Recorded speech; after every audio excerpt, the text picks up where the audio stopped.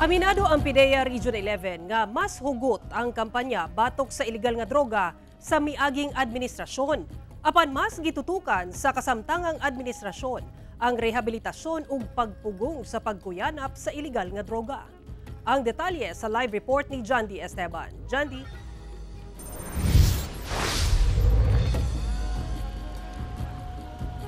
Sara, mauna ang tubag sa Regional Director sa PIDEA 11 dihang ato ang gipangutana kung unsa ba ang kalahian sa approach o pamaagi sa anti-illegal drugs campaign sa nakalabang administrasyon ug sa kasamtangang administrasyon. Samtang karon, usa sa ilang mga ginatutukan ng mga posibleng narco-politicians sa Davao Region. Sumala ni PIDEA 11 Regional Director Edgar Hubay. Posible nga ang mga politiko nga malambigit sa pagpamaligya og illegal nga droga labi na karon nga panahon sa eleksyon. Maumatod pa kini ang usa sa ilahang ginatutukan apan ang giklaro nga wala pa sila na monitor sa Davao Region nga anaa sa maong daotang binuhatan. Isa sa tinitingnan natin is yung political arena. So we suspect na baka merong ibang mga politician na nai-involve sa illegal drugs. Hinuon aminado si Hubay nga mas hugot ang kampanya batok illegal nga droga sa Duterte administration itandi sa kasamtangang administrasyon. Frankly speaking, mas paigpit nun kaysa ngayon.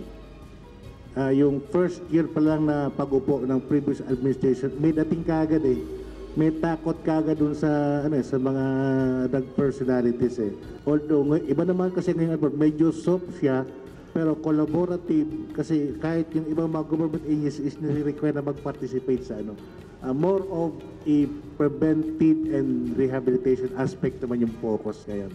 Are you saying it's better last or the previous? Yes.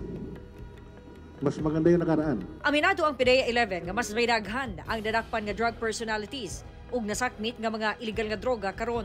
Sa first quarter ning tuiga, ana-ana sa sobra 900 drug personalities ang nadakpan samtang anaa sa kapin 85 million pesos nga kantidad sa illegal nga droga ang nakumpiska. Hinuon tungod sa matud pa kini sa mas gipakusgang operasyon. Samtang usa ka police patrolman ang nagpositibo sa illegal nga droga kinsa na-assign sa Drug Enforcement Unit sa New Bataan, Davao de Oro atol sa gipahigayong random drug test. Ana-ana kini sa restrictive custody samtang ginaproseso ang kasong administratibo batok sa mga pulis. So far sa mga nag-positive, malistis gina sila. Wala pa yung nag-positive sa illegal drug test na wala na dismiss. Parayon matud pa ang paglimpyo sa hanay sa PRO 11 sa mga sakop aron masigurong walay masagol nga nalambigit sa iligal. Sara, dugang sa PIDEA 11 nga nagkaubos ang presyo sa illegal drugs dinhi sa Davao Region. But pasabot ni taas matud pa ang demand ug posible matud pa nga tungod sa kompetisyon.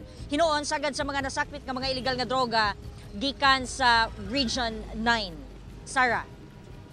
Okay, dagang salamat, Jandy Esteban.